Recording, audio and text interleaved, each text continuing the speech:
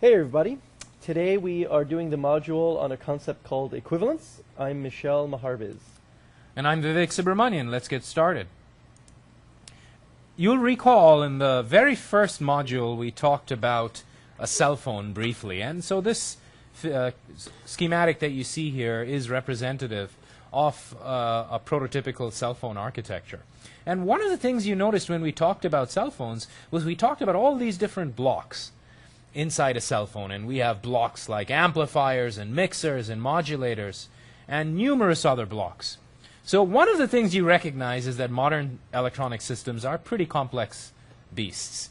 And it's convenient, therefore, to represent the internal components as blocks to represent entire circuit sections. And so what we'll do is we'll have a block which encapsulates a whole bunch of other functionality inside it, and we'll call that block some sort of circuit section such as an amplifier or the like, and that encapsulates all this other functionality.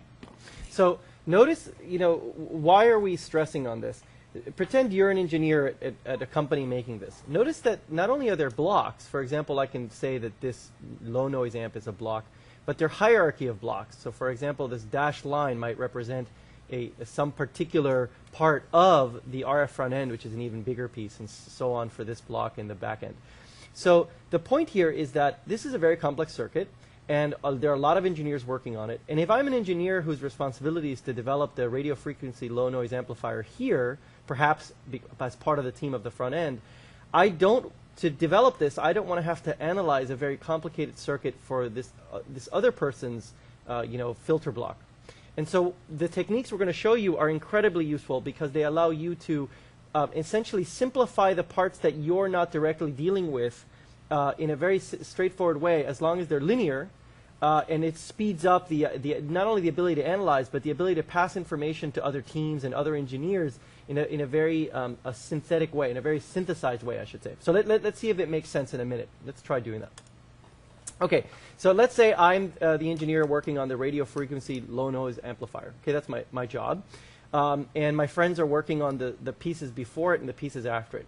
Well, if we can assume that the things before it, at the input side of my amplifier, and at the output, and the things after, at the output side of my amplifier, are linear or can be linearized, there are some techniques we can teach you such that we can essentially pretend that everything to the left is composed of a very few components. I'm about to describe them in a minute, and likewise for the thing to the right on the output side.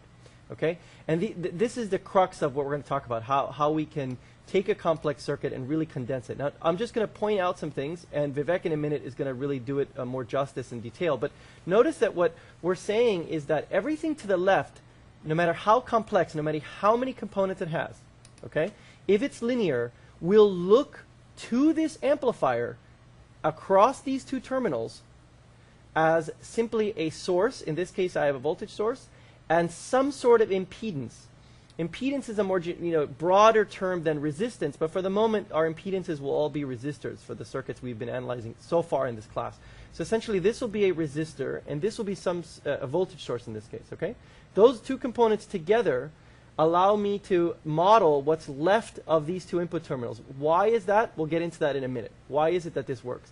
And you'll notice we did the same thing to the right, except the source happens to be absent. There's just an impedance. So if I understand correctly, what you're saying is, so let's say you and I are doing this design together, but you don't know what I'm designing and I don't know what you're designing. All I will give to you is I'll design my block that's over here to the left somewhere of your block, but I won't tell you the design. I'll just tell you you can treat it as a voltage with this value and an impedance with this value. Yeah, that's right. And then you'll do your design to just work with that. That's right. And if you go look at data sheets for components, you look at an op-amp data sheet, you'll very often see, or not very often, you'll always see that components along with the component are equivalent impedances and things like this. This allows someone to look at certain aspects of the component from the perspective we're describing. So let's get right into it, because I think some of this is pretty fun. Okay. So to get into it, we're going to introduce the first equivalent circuit concept, and that is called Thevenin's equivalent circuit. The idea is pretty simple. We have some sort of very complex circuit, and it could have voltage sources, resistors, what have you inside it. We'll treat that as a black box. We don't care what's on the inside. And we'll model it just as a voltage source, which we'll call a Thevenin voltage source, and a resistor, which we'll call the Thevenin resistance. And so what we have then is we have a voltage source driving through a resistor. If you think about it, think back to when we introduced the idea of real voltage sources versus ideal voltage sources. This effectively is trying to represent a real voltage source. Oh, that makes perfect sense. Yeah. Now, let's be clear, though. Thevenin always says that the resistor is in series with that voltage source. Correct. Right? I mean, there's a specific geometry to it. That's right. Okay. It's always a Thevenin's voltage source in series with a resistor. Got it. And, of course, there are underlying assumptions. We've already told you that a starting assumption under this is that all components within the black box are linear or can be treated as such for the purposes of our analysis. So I always found this amazing. The fact that, as the last point says, we can now treat everything in there without knowing really a lot of details of the internal as a VTH and RTH.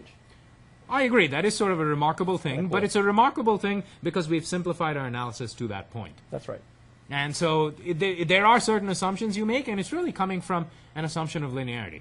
That's where this comes from. That's right. So let's look at it in a bit more detail. So if we're going to model it this way, it tells us some pretty simple things that we can then develop methods around. So a linear two-terminal circuit, right, that's this circuit here in the box, can be replaced by an equivalent circuit, regardless of what's in here, composed of a voltage source and a series resistor. Okay? So here's my actual circuit. I'm going to connect a load to it, just a test load, if you will. It's going to be a resistor. And when I do this, a current is going to flow across based on whatever load is here and what's in the actual circuit. Okay? But and we're modeling, this basically becomes this circuit down here, which is simply the source, its own internal resistor, the Thevenin resistor, and then this external load resistor.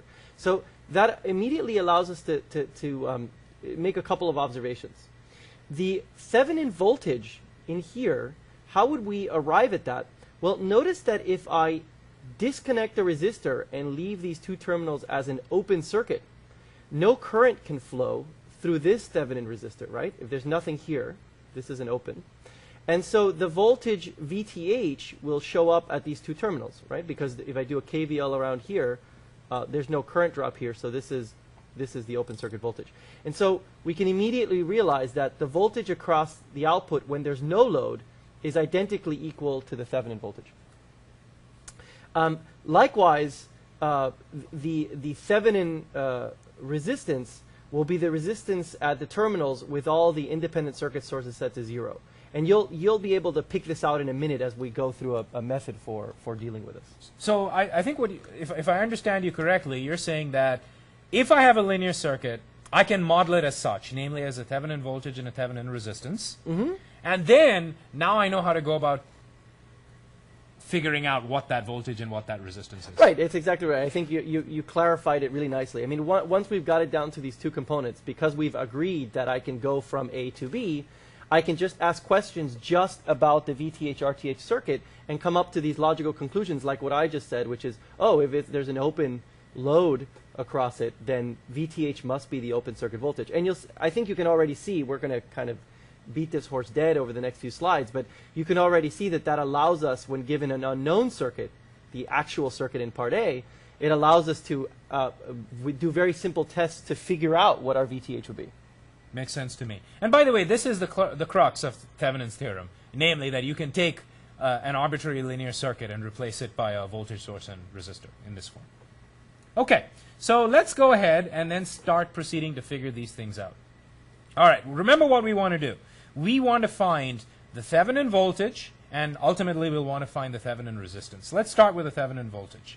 So to find the equivalent source value, namely the value of this Thevenin voltage, we just take advantage of the fact that we've already recognized that in an open circuit condition, in other words, in a condition where we have not connected any load across the output port of this black box, the voltage that we are going to measure is going to exactly equal to the Thevenin voltage. And the reason for that is there's no current flowing through the Thevenin resistance. So in other words, the open circuit voltage of the original circuit is exactly equal to the Thevenin voltage. And so it's easy. To find the Thevenin voltage, just measure or determine the open circuit voltage. And we'll do some examples in a minute. You'll see it's pretty straightforward to find that.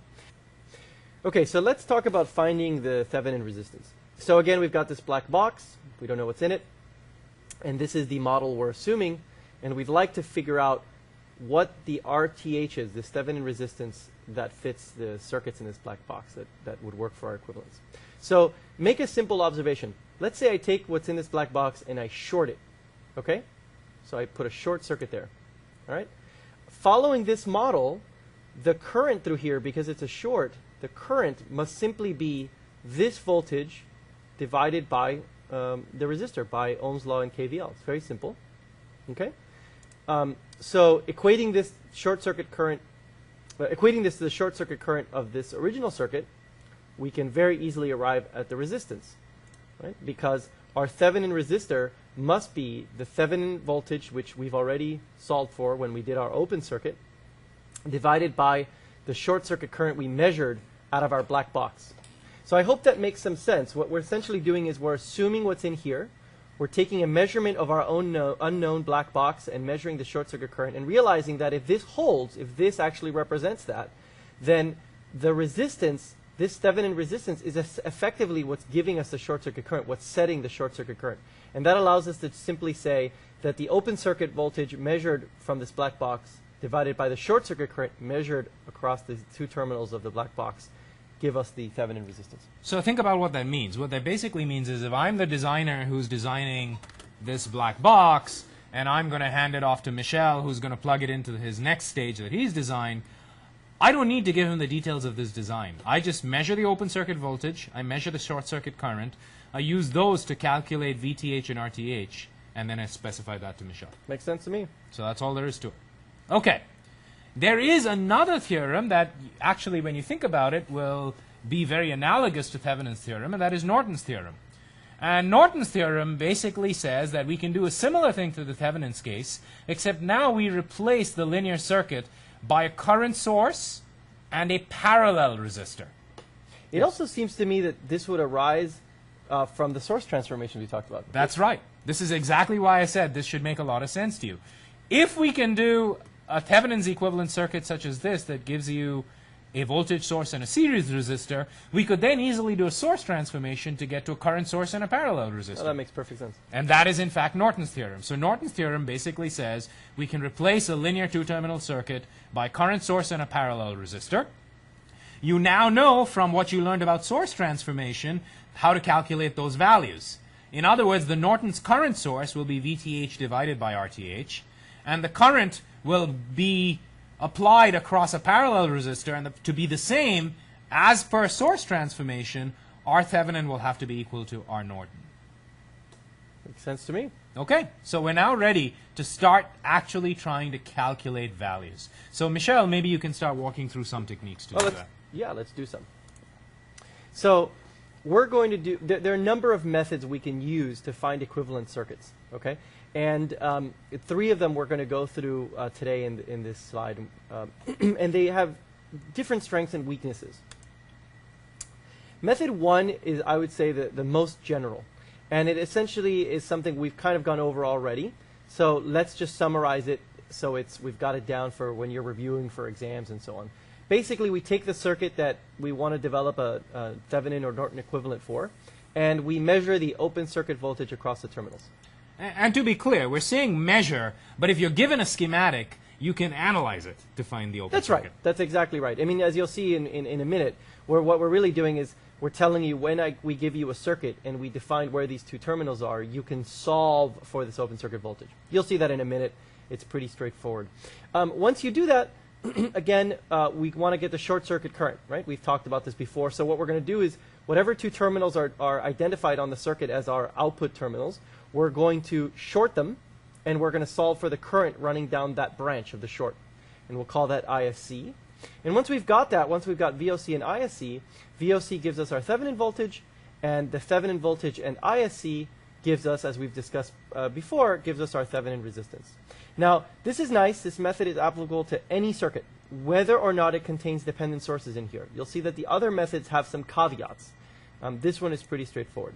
So let's go through an example.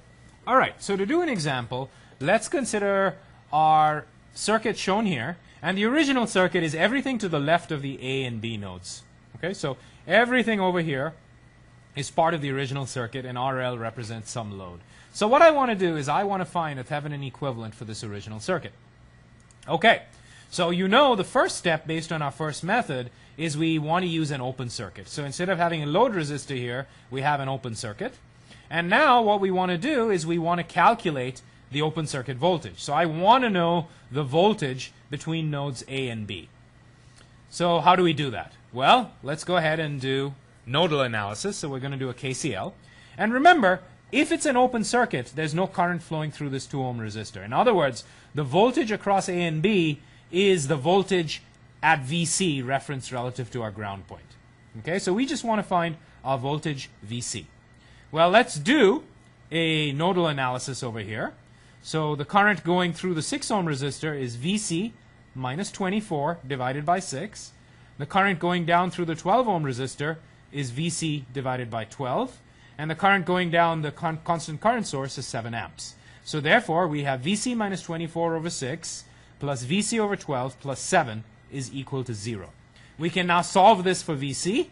And we've got VC, which is now exactly equal to the Thevenin voltage, and that's minus 12 volts. So I just want to repeat something you did say, but just to make sure as students are seeing this for the first time. It's very simple, but what we're saying is that the node voltage VC, which is the voltage between VC and ground, is equal to the node voltage, rather the voltage VAB, because there's no current going down the 2 ohm resistor. So there, you just see that those voltages must be the same value because there's no voltage drop across the 2 ohms. So by KVL around that, you should see that. I just wanted to make that very clear because I've noticed when we go through the example in the past, students get confused as to why we're solving for VC if what we're trying to solve for is VAB. And remember, that works because it's an open circuit. That's so right. therefore, there's no current. That's exactly the only reason it works. Okay, so we've now got VTH. We move on to the next step. Now we're going to find the R Thevenin, and of course we do that by finding the short circuit current. So we're going to now take that original circuit and replace the load resistor with a short. So we've now got a short circuit. We can again do a nodal analysis. So we've got VC minus 24 divided by 6 for the current through the 6 ohm resistor. We've got VC, and we're calling it VC prime here just to distinguish from the open circuit case. So VC prime divided by 12 for the current through the 12 ohm resistor. 7 amps for the current through the constant current source. And now we have an additional current going down through our short circuit, and that's going to be VC prime divided by 2. So we add those up, and they must all sum to 0 based on nodal analysis. So we can then solve for VC prime, and we find VC prime is minus 4 volts. We're not done yet. We've now got VC prime, but what we really need is ISC.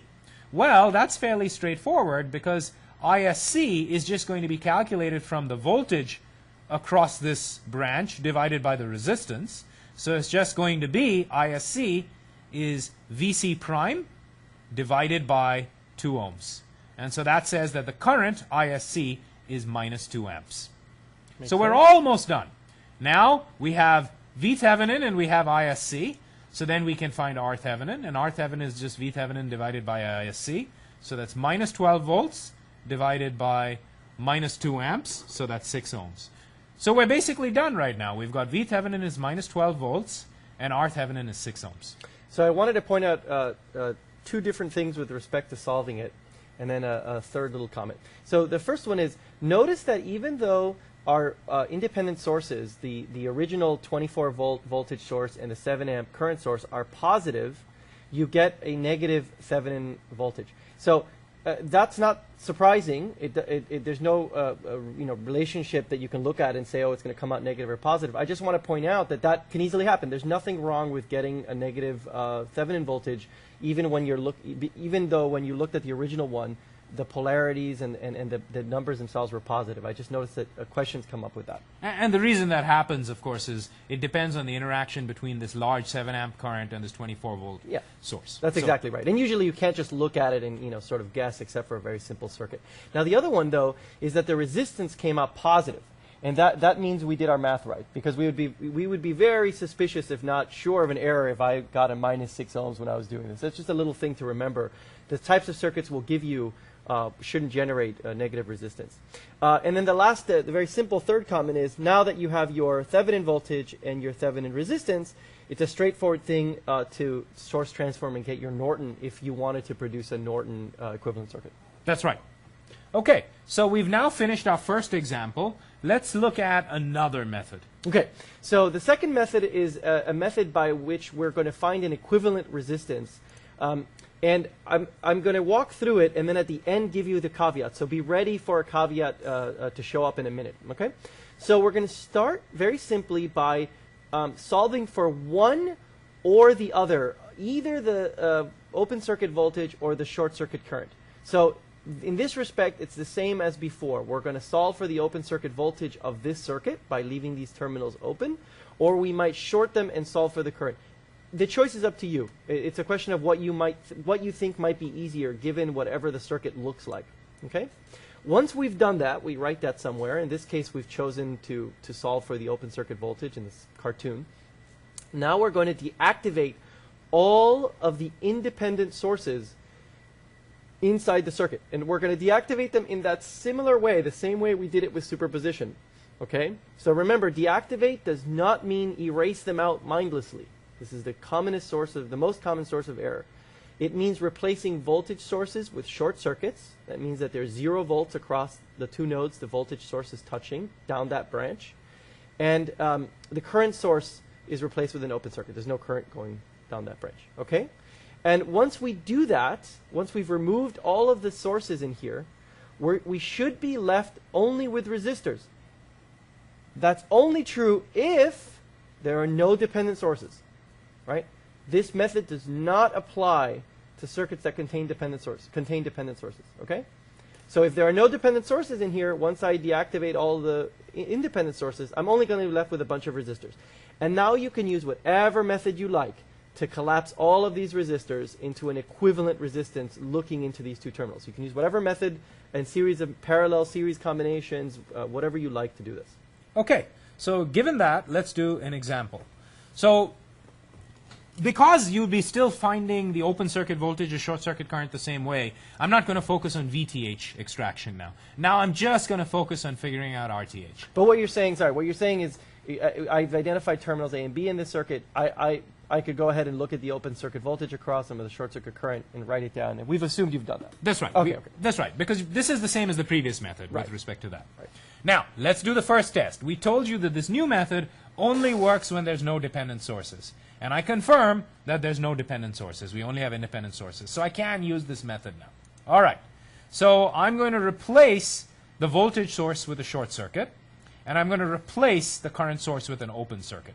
So what we then get is we've replaced the voltage source with a short circuit, current source with an open circuit. I'm now left only with resistors, again, because the circuit has no dependent sources. So I can then go ahead and start simplifying. So I note that these two 50 ohm resistors are now effectively in parallel. So I replace them with a 25 ohm resistor. And now I note that the 25 ohm resistor and the 35 ohm resistor are in series. So I replace it with a 60 ohm resistor. And the 60 ohm resistor is in parallel with a 30 ohm resistor, which gives us a 20 ohm effective Thevenin resistance. That was fast. You're good at this. It works quickly.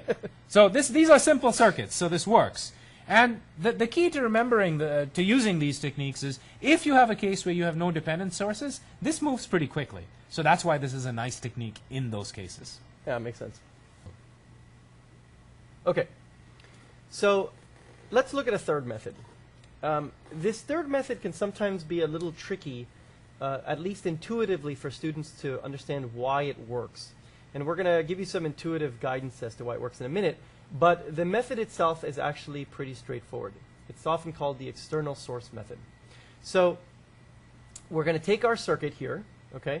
And what we're going to do is we're going to start by deactivating the independent sources within that circuit. And we're going to do the deactivation in the same way as we discussed, for example, in the past with respect to superposition, where your voltage sources are set to 0 and our current sources are set to 0. Once you do that, you're going to add an external source, VEX. Now, this is a fictitious source. It's just plugged in from the load side, and you're going to call it VX. You're going to give it any label you like. And once you plug this in, you're going to solve for the entire circuit with the independent sources deactivated. You're going to solve so that you can solve for IEX, which is the current flowing in to the circuit. Okay? That's the method. Once you have IEX, the Thevenin resistance is given by VEX divided by IEX. It's very simple. We'll explain why in a second, but that's the methodology. So just to make this explicitly clear, this is effectively an application of superposition. Yeah, that's exactly right. It's exactly why it works. Because just as we said before, if you have many circuit independent sources in here, and you turn all of them off but one, the one being in this case this one we've added here, what you've done is, because we model the inside of this box as a single independent source equivalent and the resistance, upon turning off all the independent sources, what you're left with here is just the things that contribute to the resistive. We'll go through that in a little more detail in a minute.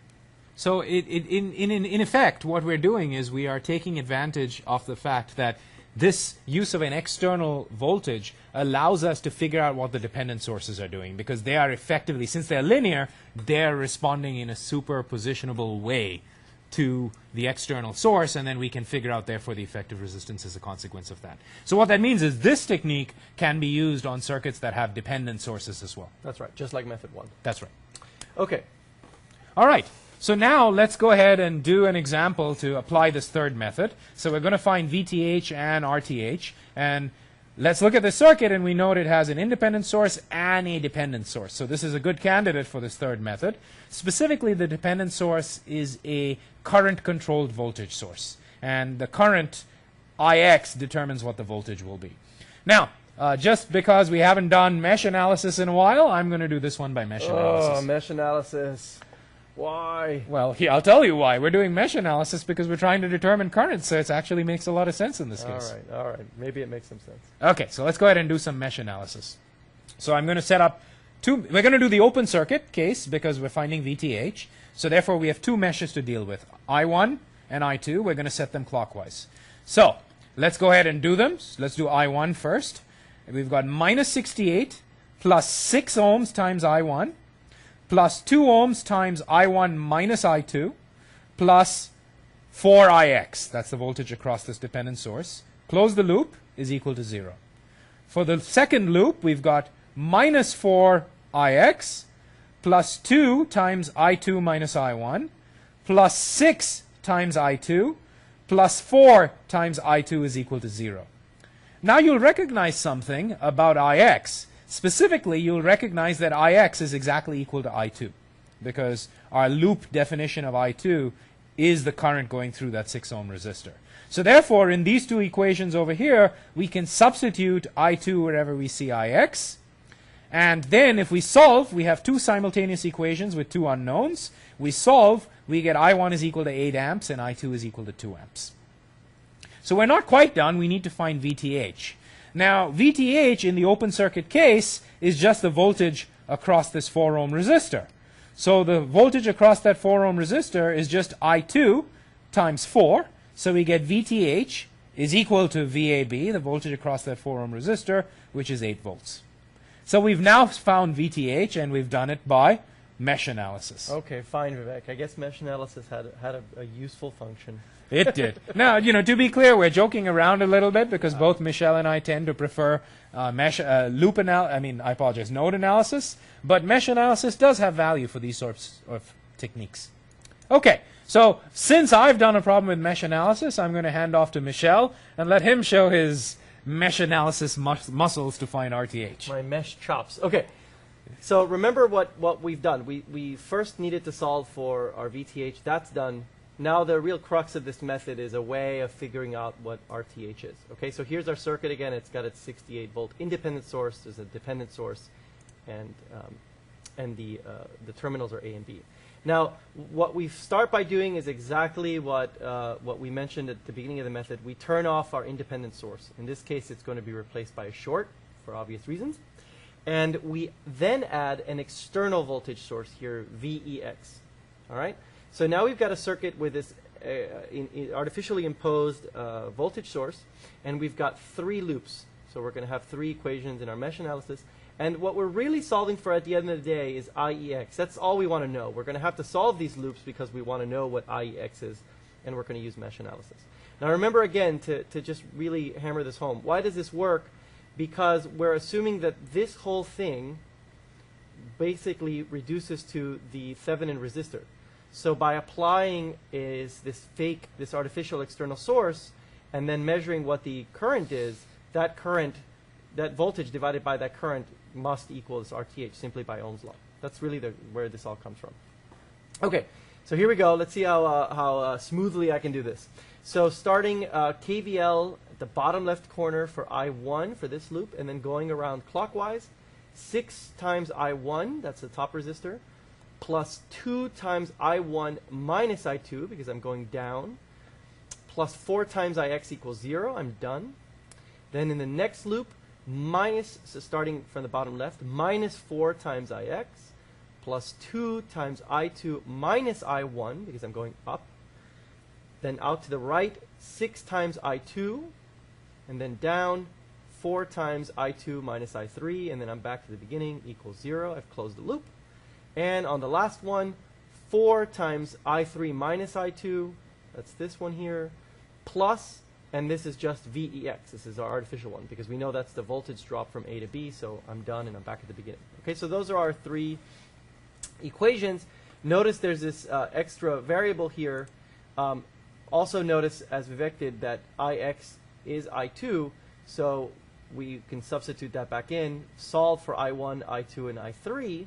And I noticed that now you've got solutions in terms of Vx, and that's because we had 3 equations with 4 unknowns. We had I1, I2, I3, and Vex. Right. That's exactly right. You would expect, because we're not, this doesn't have a value, you'd expect that our answers are going to include a Vex term. Okay, so we've got our 3, and what's the point now? Well, now we want to know what IEX is. So what's IEX, Vivek? Well, IEX is opposite in direction to the I3 loop, so therefore I would expect IEX to be minus I3. Yeah, that's exactly right. There are no other shared loops, so it's just identically equal to minus I3. So remembering that the Thevenin resistance, which is what we really want, is VEX over IEX, and that IEX is minus I3. We just go ahead and plug it in, and we get VEX divided by minus I3. We have I3 from our expression. Not surprisingly, the VEX drops out and gives us an answer. And again, it's a positive number, because unless your instructor or Vivek and I did something incredibly kooky, you'd expect this to be a positive resistor. So that's a quick check to make sure you didn't make a math mistake. And we're done. We've got our Thevenin resistance. That's right. So now we've covered 3 techniques. Methods 1 and 3 work in circuits with dependent sources as well. Method 2 is only when we don't have dependent sources, but we've given you a handful of techniques that you can use. Yeah. So just to summarize, in particular with method 3, in case we weren't very clear at the very beginning, so the first method, you solve for short circuit, open circuit, short circuit current, open circuit voltage, and you've got what you need. The next 2 methods, method 2 and method 3, are really methods for finding the Thevenin resistance. So you're finding the Thevenin resistance with these 2 methods, and then it's up to you to find VEX in one case, or VEOC or ISC in the other. Is that pretty clear? That's fair enough. Okay, we'll see you soon.